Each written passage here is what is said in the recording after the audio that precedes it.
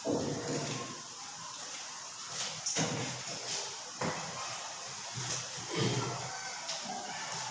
guys, how are you? I hope you are fine, and dear guys, also I am fine. Guys, आज मैं new structure के साथ नया topic बताने जा रहा हूँ। आप ध्यानपूर्वक से देखेंगे। Spoken English, spoken English. आज न्यू स्ट्रक्चर है। Structure is right. A structure is right. Let plus objective case plus V1 plus object। क्या होता है let? let का मतलब समझते हैं। let मीन्स होता है कोई भी कार्य को करने देना। जैसे बोलते हैं कोई भी कार्य करने देना, जैसे करने देना या करने दो, या बोल सकते हैं करने दो। जैसे एग्जाम्पल के अनुसार मैं समझता हूं। पहला सेंटेंस है मुझे जाने दो, पहला सेंटेंस। दूसरा सेंटेंस है मुझे पढ़ने दो।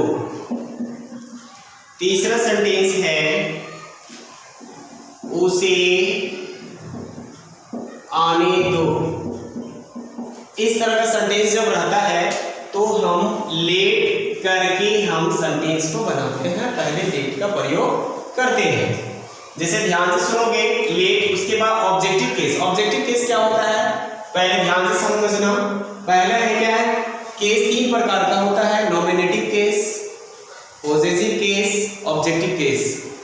पहले नॉमिनेटिव केस समझते हैं।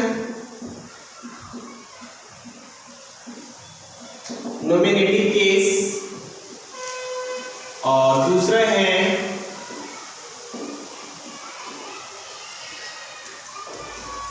Objective case.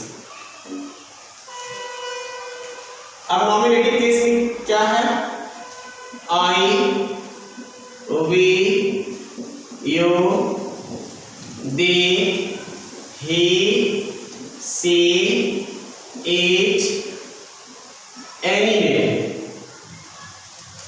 ये सब्जेक्ट के रूप में भी जाना जाता है, सब्जेक्ट भी कहा जाता है, नॉमिनेटिव केस भी कहा जाता है। ऑब्जेक्टिव केस समझते हैं। आई का ऑब्जेक्टिव केस होता है मी, और वी का ऑब्जेक्टिव केस होता है अस, यू का ऑब्जेक्टिव केस होता है यू, दे का ऑब्जेक्टिव केस होता है देम,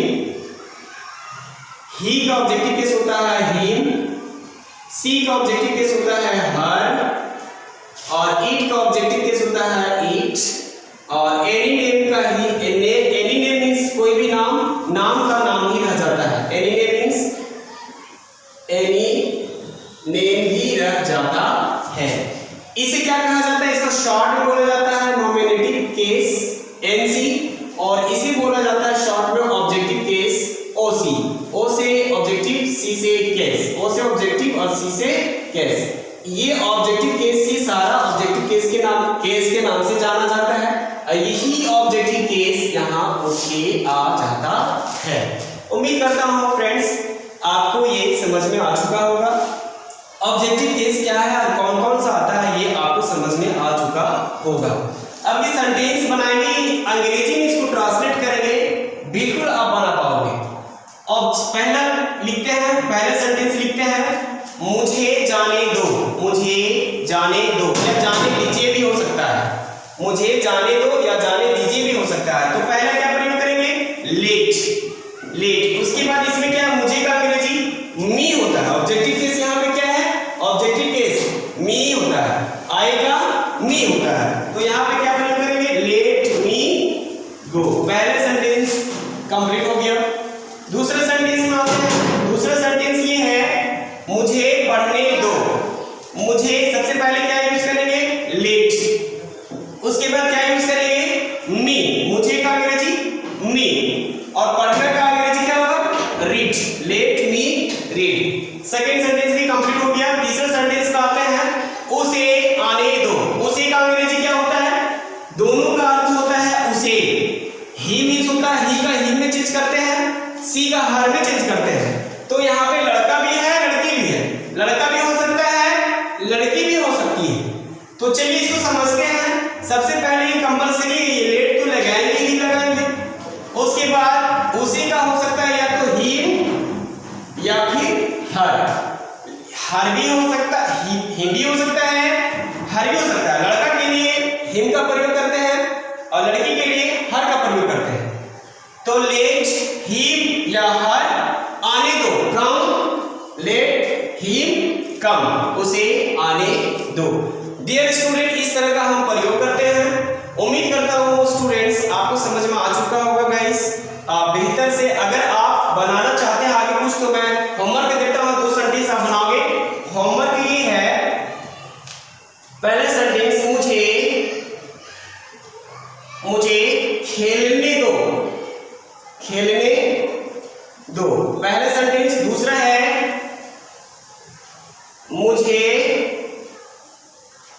मुझे सोने दो, सोने दो। ये आपका होमवर्क है। मुझे का अंग्रेजी आपको पता ही है, खेलने का अंग्रेजी प्ले होता है और सोना का अंग्रेजी स्लीप होता है। आप ये दोनों बनाओगे। डियर स्टूडेंट्स, अगर आप इससे जुड़ना चाहते हैं और अगला वीडियो अगर देखना चाहते हैं तो मेरा यूट्यूब चैनल है। यूट्यूब चैनल का नाम है तौहीद आलम 44। ये मेरा यूट्यूब चैनल का नाम है। आप यूट्यूब चैनल में जा करके आप अवश्य सब्सक्राइब कर लें। अगर आप देखना चाहते हैं इस प्रकार से अगला वीडियो फिर मैं अपलोड करूंगा। आज के लिए थैंक यू फॉर टुडे।